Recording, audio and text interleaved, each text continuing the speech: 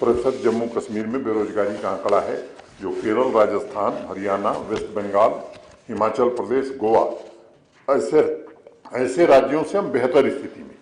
तो मैं समझता हूं कि उसमें मैं निजी तौर पर मानता हूं कि इसमें सबसे प्रमुख भूमिका बैक टू विलेज कार्यक्रम की है। जम्मू कश्मीर बैंक ने जो 20,000 नौजवानों को फाइनेंशियल असिस्टेंस उपलब्ध कराया, उसके कारण इसमें काफ़ी सुधार आया है। और इस बार का लक्ष्य रखा है कि 50,000 नौजवान, और 50,000 कोई संख्या नहीं है। अगर 1 लाख नौजवान आएंगे तो मुझे लगता है पैसे की कोई कमी नहीं है। जो नौजवान कुछ करना चाहता है उसके लिए पैसे की कोई कमी नहीं। और ये जो कमी आई है, मुझे लगता है ये गणित के कारण नहीं आई है, ये व्यवस्था में सुधार का परिणाम है, एक बेहतरीन काम करने के तरीके का परिणाम है। और योजनाएं केवल पावर पॉइंट प्रेजेंटेशन के आधार पर चलेंगी या जमीन पर उतरेंगी, मैं समझता हूं कि इसके कारण प्रोग्राम ये हमें सफलता मिली है। और जितनी भी रिपोर्ट आप राष्ट्रीय और अंतर्राष्ट्रीय स्तर पर देखें, अभी नीति आयोग ने जो आंकड़े जारी किए हैं, SDGs मैंने सस्टेनेबल डेवलपमेंट गोल, उसमें भी जम्मू कश्मीर ने शानदार प्रदर्शन किया है। मैं समझता हूं कि परफॉर्मर की कैटेगरी में हमें रखा गया है। ये पिछले 1 वर्षों में निश्चित रूप से काफ़ी कुछ चीज़ें बदली हैं। सामाजिक आर्थिक दृष्टि से भी लोगों का विकास हो और शासन तंत्र में भी बदलाव, पारदर्शिता आवे, जिम्मेदारी से लोग काम करें। निश्चित रूप से यहाँ संभावनाएं अनंत हैं और इन संभावनाओं से नतीजे भी हम अच्छे पा सकते हैं।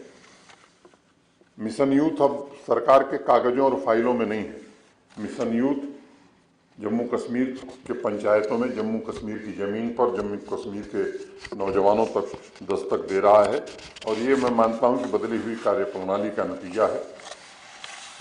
इस बदलते हुए वर्क कल्चर का परिणाम है कि ये तमाम साथी हमारे आज यहाँ हैं और एक पारदर्शी प्रशासन खड़ा हो, ये हम सबकी कोशिश हो।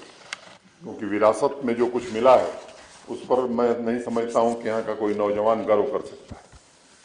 ठीक है, अभी जो नौकरियां मिली हैं, मैं बहुत जिम्मेदारी से बात कहना चाहता हूं कि कोई नहीं कह सकता कि पैसे के आधार पर या सिफारिश के आधार पर हमें नौकरी मिल सकती है।